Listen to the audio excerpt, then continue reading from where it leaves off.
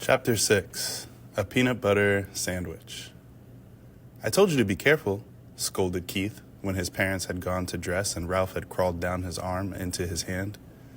It wasn't my fault the door blew shut. Ralph jumped from the hand to the bedspread. Though Keith was a friendly boy, even a generous one, Ralph still did not like the feel of skin against his paws. It must be terrible to go through life without fur and such a nuisance, having to wear clothes that had to be washed and drip-dried. Ralph knew all about drip-drying. Many were the drops of water from shirts and slips that he had dodged going in and out of his mouse hole. "You didn't have to stay out so long," Keith pointed out as he began to dress. "What's the use of having a motorcycle if you can't go tearing around staying out late?" Ralph asked reasonably. "You don't have a motorcycle," said Keith. "I just let you use mine, and you better be careful. I like that motorcycle, and I don't want anything to happen to it." "I'll take care of it," promised Ralph, somewhat chastened. "I don't want anything to happen to it either." "It's going to be harder to get a chance to ride it now that my mother has seen you," said Keith. "She's a terribly good housekeeper, and she's sure to complain to management." "Speaking of breakfast, you people are too tidy," complained Ralph. "I'm not getting enough to eat around here. You don't leave any crumbs." "I never thought of it," said Keith. "What would you like to eat?" Ralph was astounded.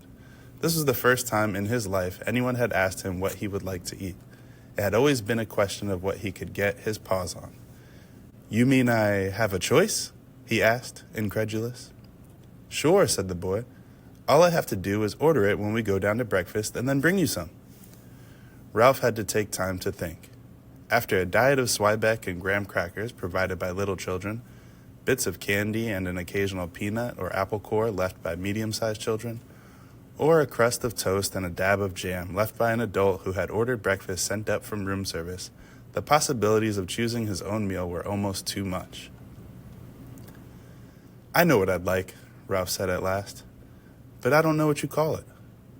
Once, some people who said they were almost out of money stayed in these rooms. They had 4 children, all of them hungry, and they couldn't afford to go to the dining room, so they got some bread and spread it with something brown out of a jar, and put some more bread on top of that. They whispered all the time they were eating, because they didn't want the maid or bellboy to know they were having a meal in their room. Afterwards, they all got down on their hands and knees and picked up every single crumb on the carpet so no one would guess they had eaten in their rooms. It was a great disappointment. It smelled so good, like peanuts, only better. The boy laughed. "It was probably a peanut butter sandwich. Sure, I'll bring you a peanut butter sandwich, or part of one. I'll eat part of it myself. It'll be kind of a funny breakfast, but I won't mind that." "Where will you leave it?" asked Ralph. Keith thought a minute. Where do you live?" he asked. "In the knothole under the window." "No kidding," Keith laughed.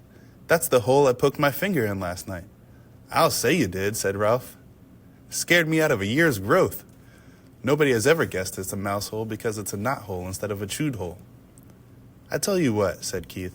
"I'll bring up part of a peanut butter sandwich and poke it through the knothole." "Just like room service." Ralph could not have been more pleased with the suggestion. What about the motorcycle?" he asked. "Where are you going to leave that?" "In my suitcase, I guess." "Aw, come on," pleaded Ralph. "Have a heart. Leave it someplace where I can get it while you're out during the day. You're supposed to be in your mouse hole asleep, not riding around in the daylight where people can see you." "Well, gee whiz. Can a fellow even look at it?" asked Ralph.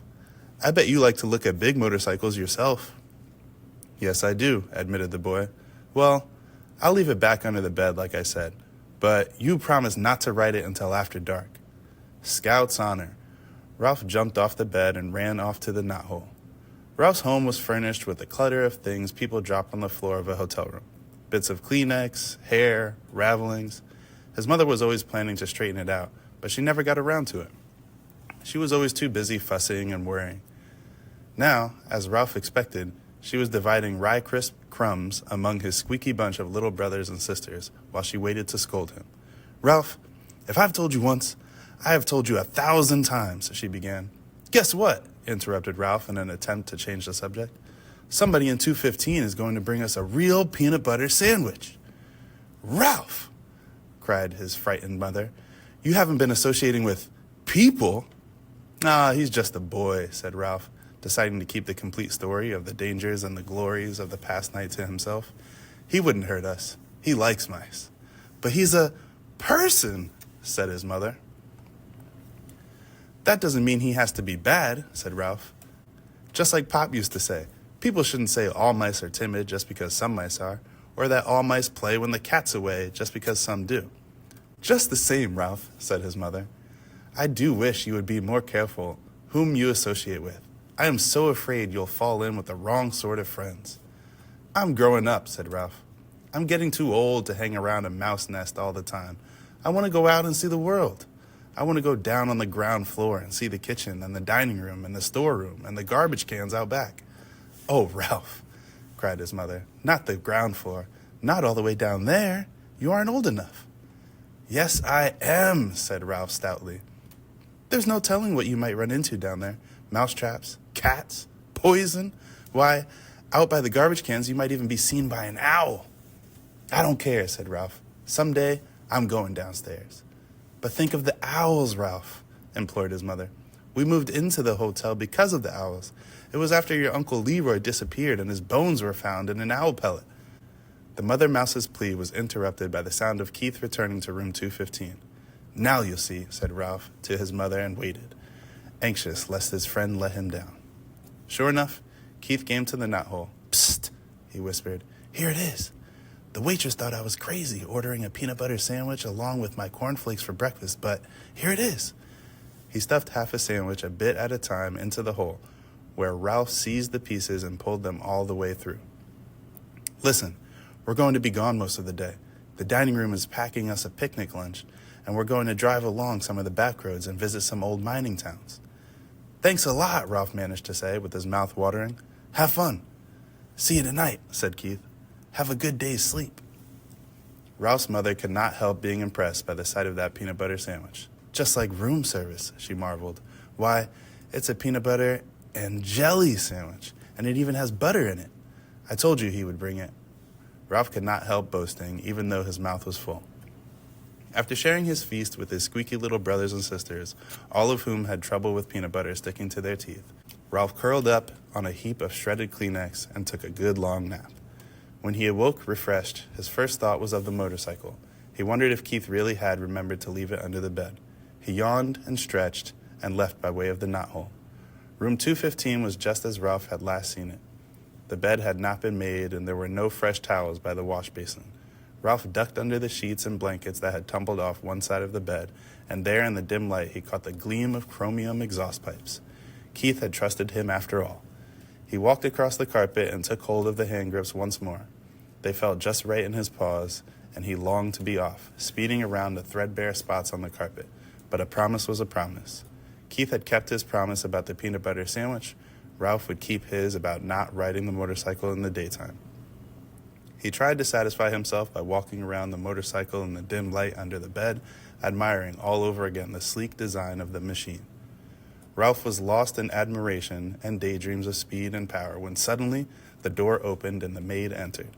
It was too late to make a dash for the mouse hole. The maid stripped the blankets and sheets from the bed, shedding unwelcome light on Ralph and the motorcycle. Her feet, in white sneakers, moved lightly as she gathered up the sheets and pillowcases and towels and dropped them with a soft plop beside the open door. The next thing Ralph knew, he was hearing familiar and dreaded footsteps coming down the hall. Steps he had learned to fear when he was a tiny mouse. It was the head housekeeper, the woman who was in charge of all the maids in the hotel. He recognized her steps and he recognized her shoes, stout, sensible black Oxfords. Nothing was ever clean enough for the head housekeeper, and Ralph's whole family lived in dread, lest she discover their mouse hole. Now he held his breath, hoping she would go on down the hall, but no, she stepped into room 215. Good morning, Marjorie. The housekeeper spoke crisply to the maid. Be sure you clean 215 and 216 very thoroughly this morning. There has been a complaint from the guests. They suspect mice. Yes, ma'am, said the maid. Look behind all the drawers, continued the housekeeper. And in the corners of the closets, please report any evidence of mice. And be sure you vacuum under the beds. You have been getting careless lately. With that, she walked briskly down the hall.